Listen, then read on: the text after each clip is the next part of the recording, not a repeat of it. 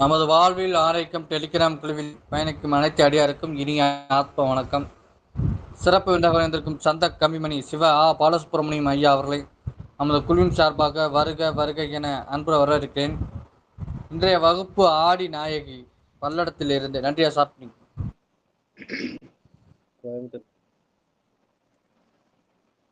அன்புக்கும் பண்புக்கும் மரியாதைக்கும் உரிய வாழ்வியல் ஆரோக்கியம் இந்த டெலிகிராம் குழுவின் நிறுவனர் பிரம்மஸ்ரீ ஜே சிவகார்த்திக் ஐயா அவர்களே, அவரோடு இணைந்து பயணித்துக் கொண்டிருக்கின்ற அன்பு உடன்பிறப்புகளே, உங்கள் அனைவருக்கும் என்னுடைய வணக்கங்களும் நன்றிகளும்.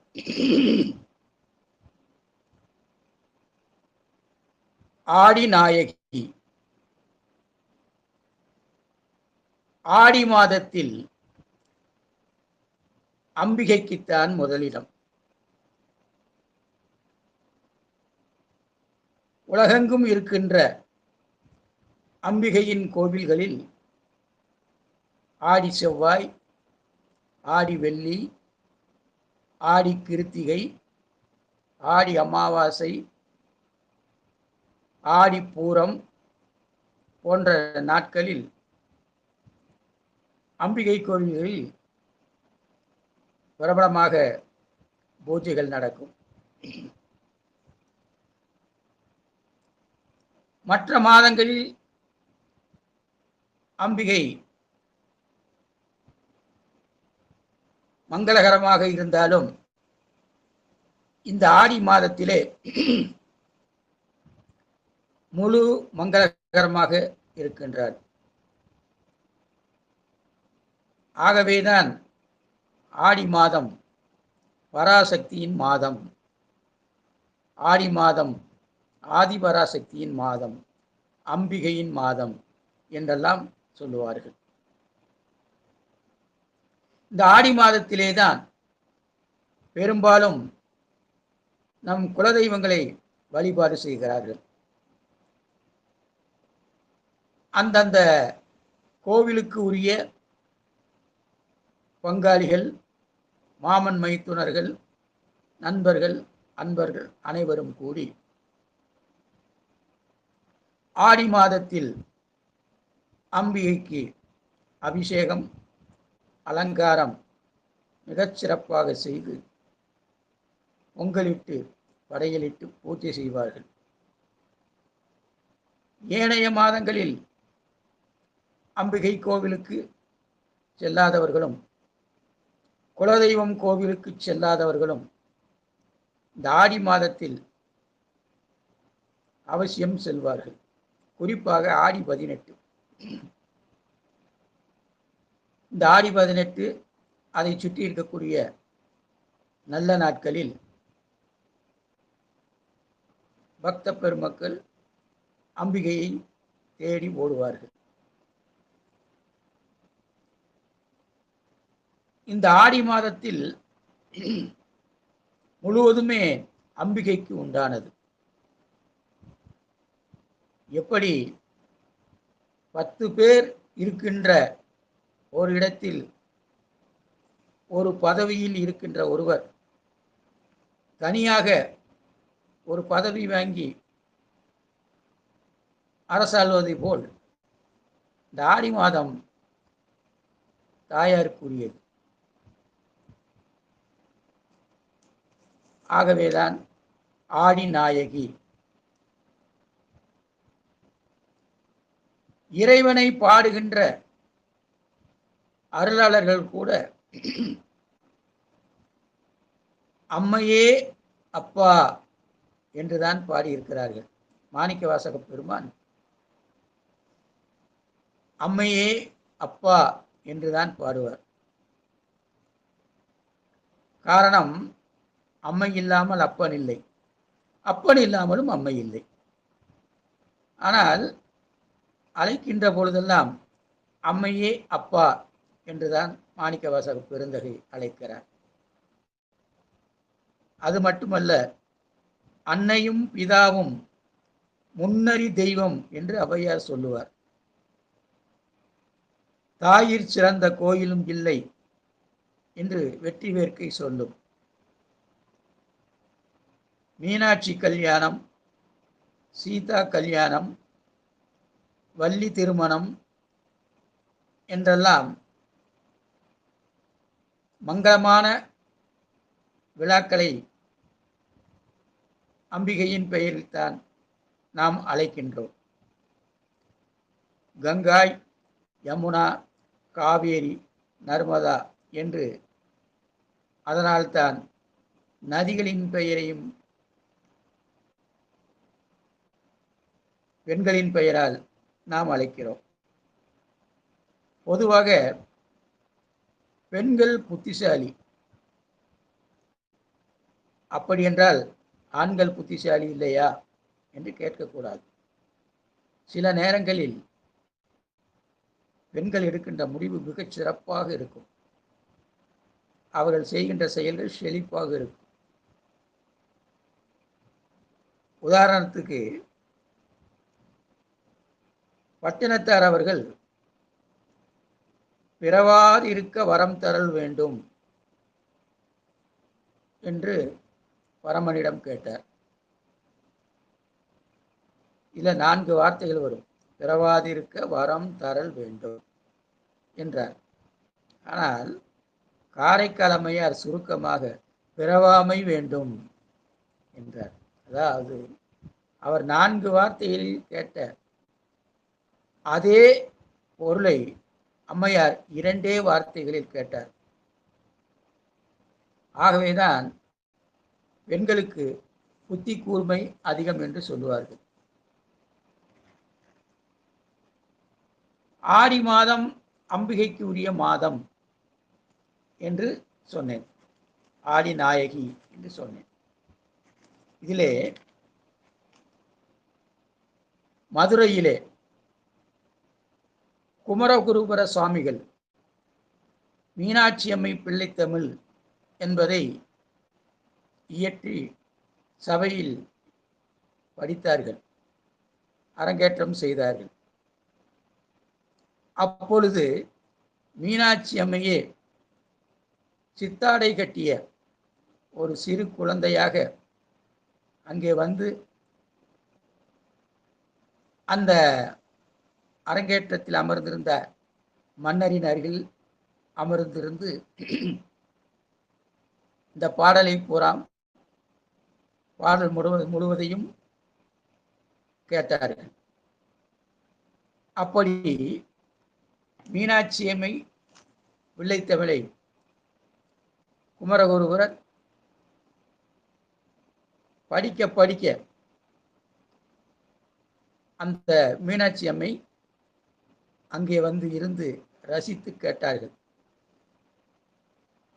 பெருந்தேன் இறைக்கும் நரை கூந்தல் பிடியே வருக, முழு ஞான பெருக்கே வருக, பிறை மவுளி பெம்மான் முக்கட் சுடற்கிடு நெல் விருந்தே வருக, மும்முதற்கும் வித்தே வருக, விற்றிந்தி விளைந்த பரமானந்தத்தின் விளைவே வருக, பழமறையின் குருந்தே வருக, அருள் பழுத்த கொம்பே வருக, திருக்கடைக்கண் கொளித்த கருணை பெருவெல்லம் குடைவார் பிறவி பெரும்பிணிக்கோர் மருந்தே வருக, பசும் குதலை மழலை கிளியே வருக, மலையத்துவசன் பெற்ற பெருவாழ்வே வருக வருகவே என்று குமரகுரு பெருமான் பாடும் பொழுது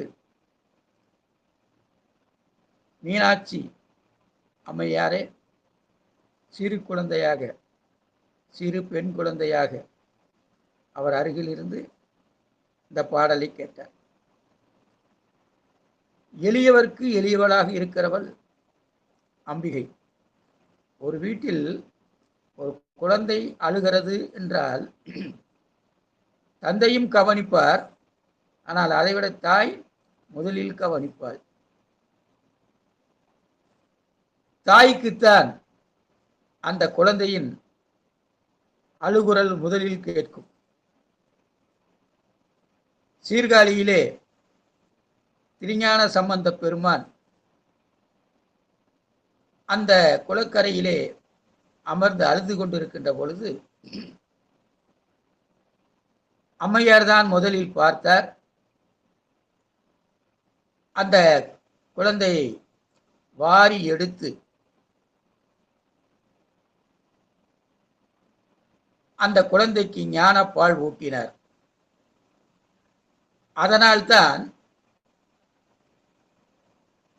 சிவசக்தி சொரூபத்தை பார்த்த திருஞான சம்பந்த பெருமான் தோடுடைய செவியன் விடை ஏறி தூவன் மதிசூடி என்று பாடினார்.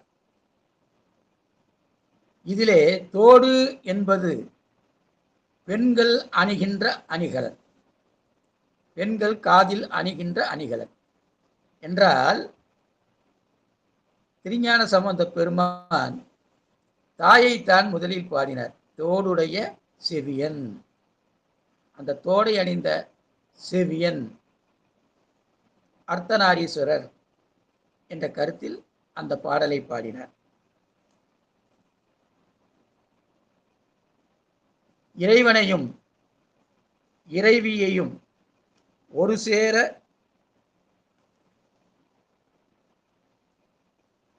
கண்டு அடியார் பெருமக்கள் ஆனந்தப்பட்டார்கள்.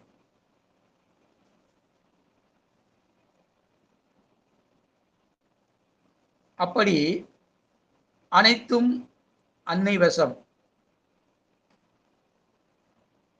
அன்னையுடைய சொரூபம் எப்படி இருக்கும் என்று காமாட்சியம்மன் துதி என்கின்ற ஒரு பாடலில் இப்படி பாடியிருப்பார்கள்.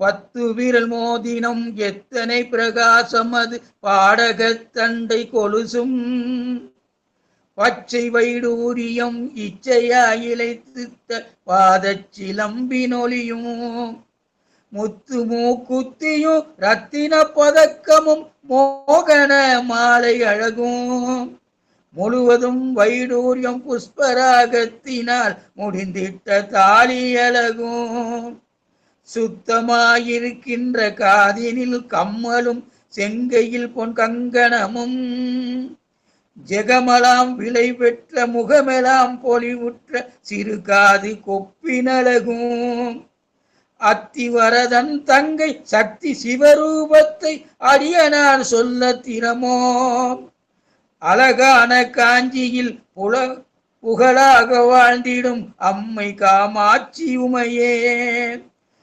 அழகான காஞ்சியில் புகழாக வாழ்ந்திடும் அம்மை காமாட்சி உமையே. அதாவது உச்சி முதல் பாதம் வரை அன்னை அணிந்த அந்த நகைகளை எல்லாம் பார்த்து அந்த நகைகளின் ஒளி வெள்ளத்தில் 1000 கோடி சூரிய பிரகாசம் என்று சொல்லுவார்களே, அதுபோல் அந்த தாய் அந்த அம்பிகை ஜொலிக்கிறாள் என்பதை இந்த பாடல் நமக்கு உணர்த்தி இருக்கிறது. இந்த அம்பிகையின் ஒளி எப்படிப்பட்டது என்று சொன்னால், அபிராமிப்பட்டர் என்று ஒருவர் இருந்தார். அவர்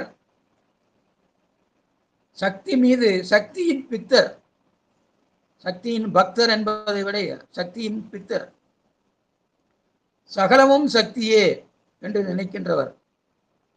அங்கு கோவிலுக்கு வருகின்ற பெண்களையெல்லாம் சக்தி என்று கூப்பிடுபவர். ஒரு முறை அமாவாசை தினத்தன்று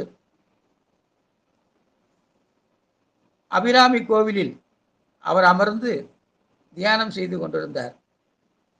அந்த சக்தியின் உருவத்தில் நகைகள், நிறைய நகைகள் போட்டிருந்தார்கள்.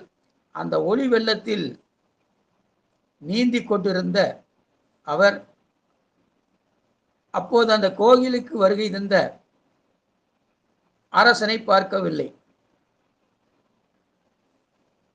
அடியார் பெருமக்களுக்கு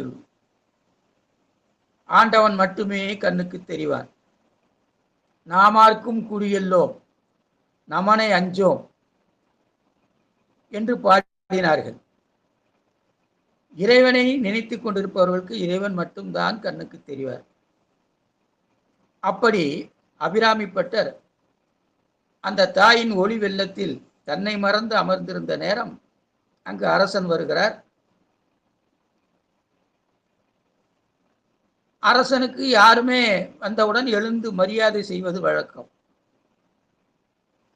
ஆனால் இவரோ கண்ணை மூடி அம்பிகையின் சொரூபத்தில் மயங்கி கிடக்கின்ற காரணத்தினால் அரசனுக்கு மரியாதை செய்ய தவறிவிட்டார். தன்மயமாகி விட்டார். தவறிவிட்டார் என்பது சொல்வதை விட தன்மயமாகி விட்டார். அரசனுக்கு கோபம் வந்து விட்டது. நாம் வந்து நிற்கிறோம், நம்மை மதிக்காமல் அமர்ந்திருக்கிறானே என்று கோபம். உடனே ஒரு சேவகனை அழைத்து அவனை அந்த ஆளை எழுப்புங்கள் என்று சொல்லுகிறார். அந்த சேவகன் அபிராமிப்பட்டரை எழுப்புகிறார். கண் திறந்து பார்க்கிறார். எதிரே அரசன் இருக்கிறார். இருந்தாலும் அம்பிகைக்கு கட்டுப்பட்டவர் அல்லவா, ஏன் என்னை எழுந்து வணங்கவில்லை என்று கேட்கும் பொழுது, நான் அம்பிகையின் சொரூபத்தில் லயித்திருந்தேன், எல்லாம் எனக்கு இறைவிதான் என்று சொல்லுகிறார். இவன் சொல்லுவது உண்மையா பொய்யா என்று சந்தேகப்பட்டு அரசன், சரி இன்றைக்கு என்ன திதி என்று சொல்லுங்கள் என்று சொல்லுகிறார். அவர்தான் அம்பிகையின் ஒளி வெள்ளத்தில் மயங்கி இருந்தாரே, அதனால் இன்று பௌர்ணமி திதி என்று சொல்லுகிறார். அன்று அமாவாசை திதி. ஆனால் அபிராமிப்பட்டரோ இன்று பௌர்ணமி திதி என்கிறார். உடனே அரசன், அப்படியா, வெளியே வா என்று சொல்லி அவர் பெரிய இரும்பு ஊஞ்சலில் நிற்க வைத்து கீழே நெருப்பு மூட்டி, நீ சொன்னது போல் வானத்தில் பௌர்ணமி வந்தால் நீ பிழைத்தாய், இல்லை என்றால் இந்த நெருப்புக்குள் உன்னை இறக்கி விடுவேன் என்று சொல்லுகிறார். அபிராமிப்பட்டர் எதற்கும் அஞ்சாமல், மணியே மணியின் ஒளியே ஒளிரும் அணி புனைந்த அணியே அணியும் அணிக்கலகே அணுகாதவர்க்கு பிணியே பிணிக்கு மருந்தே ஐயர் பெருவிருந்தே பணியேன் ஒருவரை நின் பத்மபாதம் பணிந்த பின்னே, உன்னுடைய பாதத்தை பணிந்த நான் யாருக்கும் பணிய மாட்டேன் என்று அவர் பாடுகிறார். அப்படி 100 பாடல்கள், அபிராமி அந்தாதி என்று அதற்கு பெயர். அந்த 100 பாடல்கள் முடியும் முன் அம்பிகை வானில் வந்து தன் காதில் போட்டிருந்த அந்த குண்டலத்தை கலட்டி வானில் எறிகிறார். அமாவாசை பௌர்ணமியை ஆகிவிடுகிறது.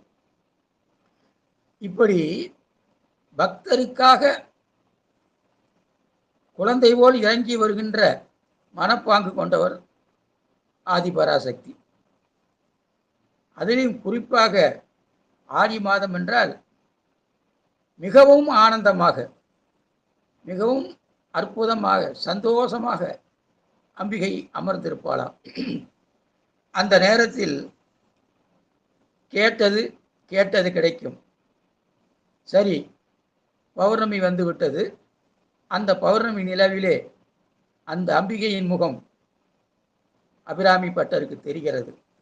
நாயகி நான்முகி நாராயணி கை நளின பஞ்ச சாயகி பாம்பவி சங்கரி சாமலை சாதி நச்சு வாயகி மாலினி வாராகி சூலினி மாதங்கி என்று ஆயகியாதி உடையால் சரணம் அரண் நமக்கே என்று அம்பிகையை பற்றி பாடுகிறார். இப்படி உண்மையான பக்திக்கு உமையவள் இறங்கி வருவாள் என்று இந்த உலகுக்கு எடுத்துக்காட்ட இந்த அபிராமி பட்டர் ஒரு உதாரணமாக இருந்தார். அபிராமி பட்டருக்கு மட்டும்தான் அப்படியா? எல்லோருக்கும், நம் எல்லோருக்கும் தாய் அல்லவா? தாய் தனக்கு 5 குழந்தைகள் என்று சொன்னால் 5 குழந்தைகளையும் சமமாகத்தான் பார்ப்பார். இவன் கருப்பு, இவன் சிவப்பு, இவன் பெரியவன் என்றெல்லாம் பார்க்க மாட்டார். தாய்க்கு தான் பெற்ற குழந்தைகள் அனைவரும் சமமே. அப்படி அந்த தாய் அபிராமி பட்டருக்கு காட்சி கொடுத்தால் அதேபோல் நமக்கும் காட்சி கொடுப்பார். அதற்குத்தான் ஆடி மாதத்தில் வழிபாடு செய்ய சொன்னார்கள். ஆடி மாதத்தில் அம்பிகையையும் வழிபாடு செய்வார்கள். அவரவர் குலதெய்வங்கள், ஆண் தெய்வங்களும் இருக்கிறார்கள். கருப்பண்ணசாமி, வீரமாகாளி, வீரமாட்சி, மாரியம்மன், முத்துமாரி, இப்படி ஒவ்வொரு குலதெய்வத்திற்கும் ஒவ்வொரு பெயர் இருக்கும். அந்த பெயரிலே அந்த கோவிலுக்கு சென்று அவர்களை வழிபாடு செய்வார்கள். வழிபாடு செய்வார்கள் என்று சொல்வது வழிபாடு செய்ய வேண்டும். தெரிந்தோ தெரியாமலோ நாம் மற்ற காலங்களில் அம்பிகை மறந்துவிட்டாலும் ஆடி மாதத்தில் அருட்பூத்து இருக்கின்ற அந்த தெய்வத்தை நினைத்து வணங்கினால் நமக்கு சகல நலங்களையும் அருள்வார். இதுபோன்று அம்பிகையின் திருவிளையாடலை சொல்ல எத்தனையோ கதைகள் இருக்கிறது. இதிகாசத்தில் புராணங்களில் இருப்பது மட்டுமல்ல, நம் காலங்களிலே எத்தனையோ பேருக்கு அப்படி நடந்திருக்கிறது. சில பேர் சொல்லும் பொழுது ஏதோ கதை விடுறான்ப்பா என்று சொல்லுவார்கள். ஆனால் அது உண்மை, ஒரு உண்மை வரலாறு. மதுரையிலே அழகர்மலை கோவிலிலே ஒரு சின்ன இசை கச்சேரி, அந்த இசை கச்சேரி நடத்திவிட்டு ஒருவர் வருகிறார். வரும் பொழுது ஒரு நல்ல பாம்பு குறுக்கே நிற்கிறது. அவரோ வயதானவர். என்ன செய்வது? பாம்பை தாண்டி வர பயம். ஆகவே அங்குமிகும் அசையாமல் நின்று தனக்கு தெரிந்த சக்தியின் பாடல் ஒன்றை சொல்லுகிறார். பாடலை சொன்ன பிறகு அந்த நல்ல பாம்பு அவருக்கு எந்தவித தீங்கும் செய்யாமல் அவர் காலருகில் ஓடி மறைந்து விட்டது. இதுதான் சக்தி. இது யார்? அந்த பெரியவர் என்னுடைய தந்தையார் அருள்செய்மணி பழனி சிவ ஆறுமுகம். அவர் காலத்திலே அவருக்கு நடந்த உண்மை சம்பவம். ஆடி நாயகி அழைத்தால் அழைத்தவுடன் ஓடி வரும் அற்புத சக்தி அவள். கேட்டால் கேட்டதை கொடுக்கின்ற திரிசூலி அவள். தூய சக்தி, தீய சக்திகளை அழிக்கின்ற தூய சக்தி. அம்மா என்று விட்டால் அம்மா பெரிய சக்தி அம்மாவாக வருவார்.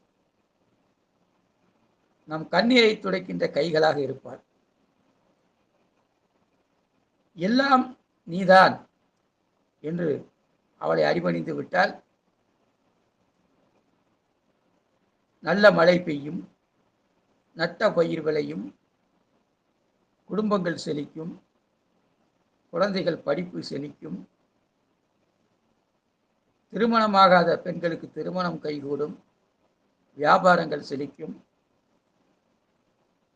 இப்படி சக்தியின் திருவருளால் எத்தனையோ எத்தனையோ நல்லவைகள் நடந்தது, நடந்து கொண்டு இருக்கிறது, நடக்கும். ஒன்றே ஒன்று, நம்ப வேண்டும். நீயே கதி என்று நம்ப வேண்டும். ராகு காலங்களில் துர்க்கையம்மன் தீய சக்தியை அளிக்கக்கூடியவள். அந்த துர்க்கைக்கு எலுமிச்சம்பழ தீபம் ஏற்றி, என்னை சுற்றி என்ன நடக்கிறது என்றே தெரியவில்லை, நீதான் பார்த்து கொள்ள வேண்டும் என்று மனமுருகி வேண்டினால் அந்த எலுமிச்சை தீபத்திற்கு அவ்வளவு பெரிய சக்தி இருக்கிறது. அதுவும் ராகு நேரத்திலே, குறிப்பாக செவ்வாய் வெள்ளிக்கிழமைகளில் துர்க்கை கோயில்களில் சென்று எலுமிச்சை தீபம் போட்டால் நமக்கு அறிந்தும் அறியாமலும் இருக்கின்ற அனைத்து பிணிகளும் தீய சக்திகளும் ஓடிவிடும். வெள்ளிக்கிழமை வீட்டிலே சுத்தம் செய்து சாம்பிராணி தீபம் போட்டு ஒரு அகல் விளக்கை ஏற்றி வைத்து சக்தியின் துதி, நமக்கு தெரிந்த துதி எதையாவது ஒன்று படித்துவிட்டு நம்மால் முடிந்த நிவேதனத்தை படைத்துவிட்டு அந்த அம்பிகையை துதித்தால் அந்த இல்லம் சிரிக்கும். அந்த இல்லத்தினால் நம் உள்ளம் சிரிக்கும். ஆகவே இந்த நிகழ்ச்சியை கேட்டுக்கொண்டிருக்கின்ற ஆன்மகொடி பெருமக்கள், ஆன்மீக பெருமக்கள், குறிப்பாக பெண்கள், நாம் சிறு வயதில் இருக்கும் பொழுதெல்லாம் நம் தாய் தந்தையர்கள் இந்த பக்தி நெறிகளை, பக்தி முறைகளை நமக்குள் விதைத்து நம்மை பாதுகாத்தார்கள். பக்தி பூர்வமாக நம்மை வளர்த்தார்கள். ஆனால் இப்பொழுது எல்லோரும் குறை சொல்ல முடியாது. இப்பொழுது அந்த பக்தி என்பது குறிப்பாக பெண்களிடம் மறைந்து வருகிறது. இது கவலைப்படக்கூடிய ஒரு விஷயம். தொலைக்காட்சி பெட்டிகளிலும் அக்கம்பக்கத்து வீட்டு அரட்டைகளிலும் நம் மனம் ஈடுபடுகிறது. இறைவனை மறந்து விடுகிறோம். அந்த இறைவியை மறந்து விடுகிறோம். பக்திக்கு என்று ஒரு நேரம் ஒதுக்கி, ஆகவேதான் மாலை நேரம் விளக்கு ஏற்றி வழிபாடு செய்ய வேண்டும் என்று பெரியவர்கள் நமக்கு கற்றுக் கொடுத்தார்கள். அந்த பெரியவர்கள் கற்றுக் கொடுத்த அந்த வழியிலே